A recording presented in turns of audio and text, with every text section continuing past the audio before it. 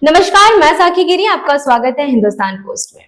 आज हमारे साथ देश के जो सरकारी जमीन कह लीजिए या मंदिरें कह लीजिए, उसके लिए आवाज उठाने वाले, आप सभी उनको जानते हैं, विष्णु शंकर जैन जी हमारे साथ हैं। आज हम उनसे सरकारी मुद्दों पर बात करेंगे और क्या मैटर चल रहा है मथुरा काशी का, हम उनसे आज इन सभी विषयों पर बात करेंगे डिटेल में। विष्णु शंकर जी, आपका बहुत बहुत स्वागत है हिंदुस्तान पोस्ट में।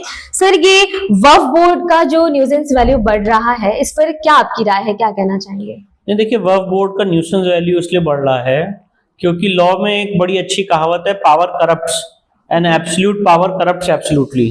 जब आपने किसी व्यक्ति को असीमित अधिकार दे दिए हैं तो ये तो होना ही है।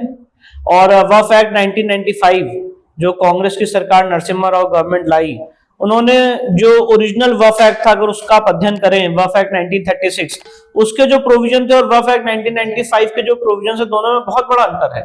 आपने वक्फ बोर्ड को अधिकार दे दिया कि वो किसी भी संपत्ति को वक्फ संपत्ति घोषित कर सकते हैं सेक्शन 40 में, तो वो घोषित कर रहे हैं। वो ताजमहल को भी घोषित कर रहे हैं, वो म्युनिसिपल कॉर्पोरेशन को भी घोषित कर रहे हैं, वो बेट द्वारका को भी घोषित कर रहे हैं, वो चंद्रशेखर आजाद पार्क को भी घोषित कर रहे हैं, वो टाइम्स नाउ के ऑफिस को भी घोषित कर रहे हैं। उनको जहां जहां पावर मिल रही है वो उसको घोषित कर रहे हैं, पहली बात।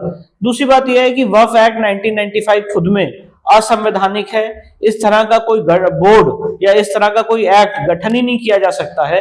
जो एक नॉर्मल प्रोविजन ट्रस्ट के लिए होता है वैसे ही उसको दर्जा देना चाहिए, पर ओवर एंड अबव जाके जो इस देश का कानून है, इस देश का सेट कानून है, उससे ज्यादा जाके तुष्टीकरण की राजनीति के कारण उनको इस तरह के अधिकार दिए गए हैं। इसकी वजह से आज वक्फ बोर्ड इतना शक्तिशाली हो गया है कि डिफेंस और रेलवे के बाद तीसरे नंबर पे हाईएस्ट लैंड ओनर है इस देश में। और ये जो मैं आपके सामने बात रख रहा हूं, ये 2007 के आंध्र प्रदेश हाईकोर्ट के आंकड़े हैं। 15 ईयर डाउन द लेन हम जा चुके हैं। अगर आज वक्फ बोर्ड की संपत्ति का पूरा सर्वे किया जाएगा तो मुझे लगता है ये फर्स्ट नंबर पे इस समय वक्फ बोर्ड की संपत्ति होगी देश में। तो ये जो मंदिरों पर जो सरकारी मंदिरें सॉरी सर, एक कट करने बोलना, ओके, जो हमारी मंदिरों पर सरकारीकरण किया जा रहा है और जो पैसा है वो उसका ही टैक्स हम लोग सिर्फ भरते हैं, बाकी मस्जिद और जो ये क्या कहते हैं इसको, मदरसा वगैरह हो गया, उन सब से हम पैसे सरकार नहीं लेती है। तो इस पर क्या है, आप क्या बताएंगे? देखिए, पूरा एक अनकॉन्स्टिट्यूशनल काम चल रहा है इस देश में। और अगर आप अलग अलग राज्यों के एंडोमेंट एक्ट का अध्ययन करें, चाहे वो कर्नाटका हो, चाहे वो तमिलनाडु हो, चाहे वो आंध्र प्रदेश हो, तो जितने मंदिर एक्वायर किए गए हैं as per the endowment act किए गए हैं। अब सुप्रीम कोर्ट का जजमेंट आया था शिरूर मठ के केस में, तो शिरूर मठ के केस के वायलेशन में ये सारे एंडोमेंट एक्ट को इनैक्ट किया गया।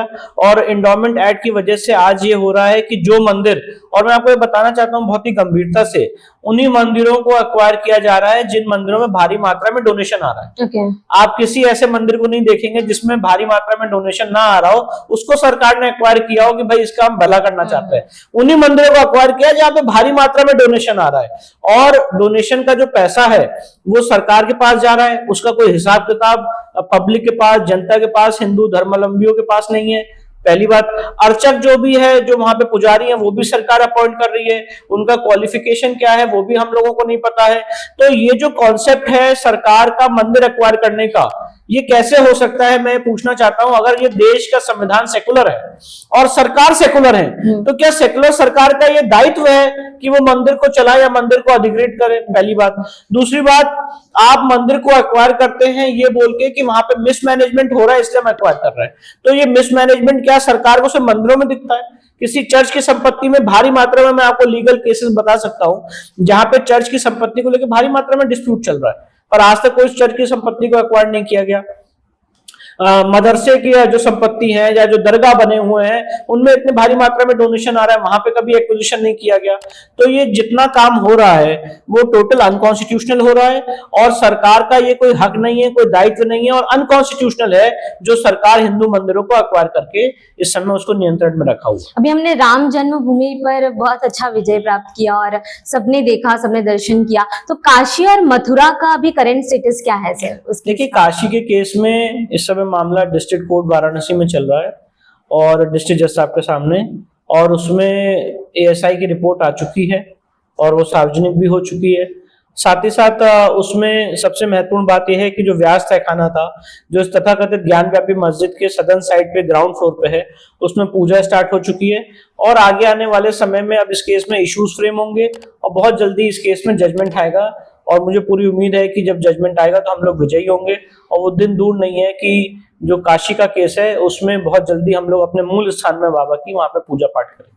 सर, अभी हाल ही में संसद में जब शपथ ग्रहण हुआ तो वहां पर असदुद्दीन ओवैसी ने वहां पर जय फिलिस्तीन के नारे लगाए, तो इस पर क्या कानून बनता है? क्या उनकी संसद सदस्यता रद्द की जा सकती है? नहीं, बिल्कुल, देखिए इसमें डायरेक्टली प्रोविजन है कॉन्स्टिट्यूशन में, article 102 sub clause 1 sub clause D, जी। और उसमें ये प्रोविजन है कि अगर कोई भी संसद का सदस्य किसी और देश के प्रति, किसी फॉरेन स्टेट के प्रति अपनी निष्ठा, अपना समर्थन, अपना सहयोग व्यक्त करता है, अपना इंक्लिनेशन व्यक्त करता है, जो वर्ड यूज्ड है संविधान में, if he shows any adherence और allegiance to a foreign state, अगर वो व्यक्त करता है तो he will be immediately disqualified to be a member of parliament, और इसके लिए डायरेक्टली आपको एक पिटिशन ऑनरेबल प्रेसिडेंट को देनी पड़ती है।